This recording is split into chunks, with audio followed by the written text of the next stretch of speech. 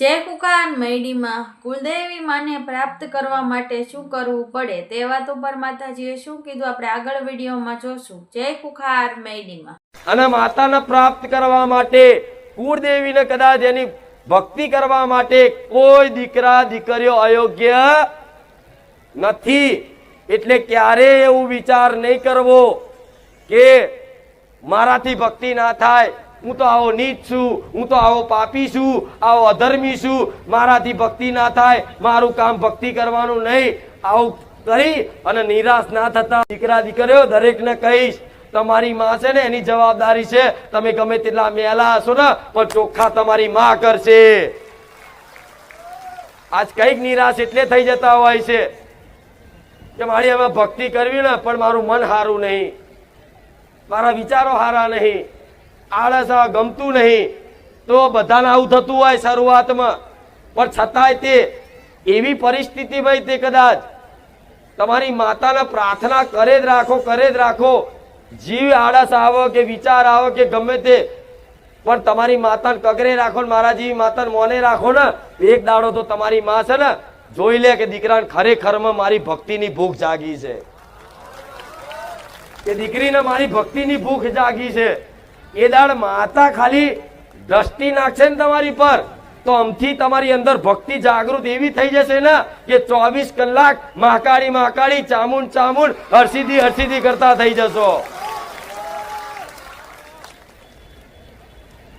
અને 24 કલાક જેના મુખેથી કદાચ માતાનું નામ આવતું હોય 24 કલાક રક્ષણ કરે. કોટાની વાડની જેમ તમને ઠેકર ના વાગવા દે, આવું મેલડી માતા બોલું છું. અને કદાચ ઠેકરાઈ વાગી જાય ને તો વધારે નુકસાન થવાનું હોય ને તો આટલામાં પતાવી દે એ તમારી માં. માતા ભક્તિ કરતા નુકસાન આવે તે પણ કદાચ મોટું થવાનું હોય નોનામ પતાવી દે એ તમારી માતા.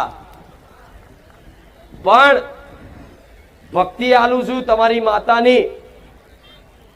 આ કદાચ કોઈ દીકરી ખોરો પાથરીને માગે તોય, કોઈ દીકરાઓ હાથ ઊંચા કરીને હાથ જોડીને માગે તોય, પણ હું ભક્તિ આલવા બેઠી તમારી માતાની.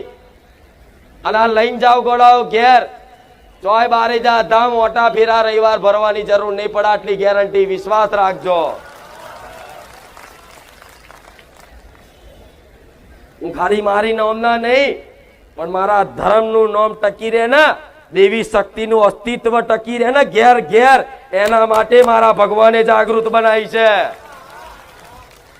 નહીં તો લોકો આજે માતાઓને ખાલી નોની અમથી કોમ વાળી સમજી લીધી હતી બધાએ કે માતા એટલે શું, નારિયો લાલન કોમ કરી આલે, ના થઈ જાય તે થઈ જાય. અરે માતા તો એ છે તમારો જન્મથી લઈ અને છેક મોક્ષ સુધી તમારી માં તમારી કુળદેવી જોડે જોડે રહે. એ ઉદ્દેશ પૂરો કરવા માટે તમારી જોડે જ રહેતી હોય 24 કલાક. પણ દીકરાનો માર્ગ અવરો હોય. તમારે ખરેખરમાં તમારી માતા સિવાય તમારો કોઈ માર્ગ હોવો જોઈએ. તો કે મારી ભક્તિ જ આખો દાડો કરીશું તો કોમ ધંધો કોણ કરશે, આવો પ્રશ્ન થતો હોય. દીકરી એવું કે મારી આખો દાડો ભક્તિ જ કર્યા રાખીશું તો અમે ઘરનું કોમ કોણ કરશે, આવા પ્રશ્ન થતા હોય ને તો છે ને જે બી કાર્ય કરો ને એ તમારી માતાને સમર્પિત કરી દેવાનું. કે કોઈ દીકરી રસોઈ બનાવે ને તો માતાને એવું કહે કે માં હું રસોઈ બનાવતા તને યાદ કરું છું, પણ રસોઈ બને એટલે માં પેલી હું તને ધરાવું છું. તો એ રસોઈનો જેટલો ટાઈમ બનાવશો ને એ બધો તમારી માં ભક્તિ ગણી લેશે. કોઈ દીકરો નોકરી કરતો હોય ને 8 કલાક નોકરી કરો ને તો નોકરીમાં તે કદાચ અમથા ગપ્પાડા મારો એના કરતા માતાની કોઈ ભજન સાંભળો, પ્રવચન સાંભળો, સ્તુતિ સાંભળો, એ બધું સારું જ્ઞાન સાંભળવાનું મન થાય એ રીતે સાંભળી રાખો ને તો 24 કલાક તમારી માતાની ભક્તિ આ ભક્તિ જ કહેવાય છે. પછી કે મઢમાં બેસી રહેવાનું હોતું, પછી તને કહેતા પહેલાના ગઈડ્યા 12 મહિને દીવો કરતા તોય માતા હાકા પાયે રહેતી, અને આ રોજ અખંડ કરે છે તોય માતાઓ બોલતી, કૃપા કરતી. એનું કારણ શું, ગઈડ્યા ભલે તમારા 12 મહિને એક જ વાર કરતા પણ 24 કલાક કદાચ ખેતી કરવા જાય ને તોય માતાને જ આગળ રાખે. કોઈ વ્યાપાર ધંધો કરવા જાય ને તોય માતાનું નામ હોય. કોઈ હોમે મળે ને તો કે જય મા કાળી, જય માતાજી, રામ રામ. જોયું છે ને આ બધું પહેલાના જમાનામાં? ગમે તો ચોક મહેમાન ગતિએ જાય ને તો કે છે કે રામ રામ, જય માતાજી, આવું બધું બોલતા. એટલે એમના મુખેથી 24 કલાક માતાનું નામ ને એમનું સ્મરણ રહેતું ને, એટલે માતાઓ 24 કલાક. કોઈ કહે છે કે અમારા બાપ દાદાને પાઘડીએ માતા હતી, કોઈ કે અમારા બાપ દાદાના કોડે માતા હતી, કહે છે ને આવું બધું. કોઈ અમારા બાપ દાદા કંડિયામાં માતા હતી, આ બધું કહે છે ને. તો તમારી માતાઓને મોટા મઢ નહીં જોતા, તમારા વડવાઓની પાઘડીએ રમવા વાળી તમારી માતાઓ છે. અને એ પાઘડી એવી માતાને કદાચ પાઘડીમાં રાખે ને તો તમારા એ વડવાઓનું પાઘડી ક્યારે કોઈના શરણમાં ના પડવા દે, એ તમારી માં છે. પણ આવો હેત ને પ્રેમ જોઈએ છે માતાઓનો, તારે કૃપા થાય. એમને એમ થાય મારી અમારે બધું કરું પણ અમને કશું આવડતું નહીં. એટલે વિધિની જરૂર નહીં.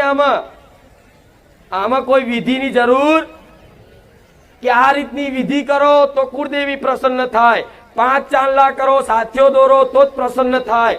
અરે કોઈ દીકરાને સાથીઓ ઊંધો દોરતા આવડે ને તો એ માતા સ્વીકાર લે કે દીકરાને ભલે હજુ જ્ઞાન નહીં પણ એનો ભાવ ચોખ્ખો છે.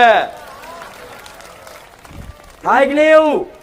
કોઈ દીકરાને આરતી ઉતારતા ના આવડતું કે ઊંધી આરતી ઉતારે ને, પણ માં જોતી હોય કે દીકરો ભલે આરતી ઊંધી કરતો મારી, પણ દીકરાનો ભાવ તો જો.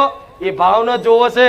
એ તમારા એ વિધિની નિયમો નહીં જોતી, એ પ્રક્રિયા નહીં જોતી, એને ખાલી ભાવ જોઈએ છે. એટલે તમને કોઈ વિધિ પૂજા પાઠ કરવાનું આવડે નહીં ને તો કઈ નહીં, જેવી આવડે એવી ભક્તિ કરો. અત્યારે તમને જ્ઞાન ના હોય ને તો એ માતા મને કોઈ જ્ઞાન નહીં પણ મને જેવી રીતે આવડે એવી તારી ભક્તિ કરું છું, કોઈ ભૂલ ચૂક હોય માફ કરજે, તો તમારી માતા છે ને એ બધું સ્વીકાર કરી લેશે.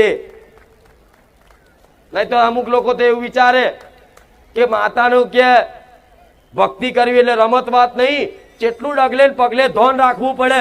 શેદ ભૂલ થઈ જાય કે માતા પાડી દે. એટલે આ બધા વહેમ કાઢ નાખો, ડર કાઢ નાખો. તમારી માં કરુણામય છે, દયાળુ છે. જેટલી ભગવાનને દયા નહીં એના કરતા માતાના વધારે દયા હોય. આવું જોયું છે ને, વાપર્યું છે ને? તો કે શેદ ભૂલ થઈ જાય તો કે માતા મારી નાખે. શું મારી નાખે?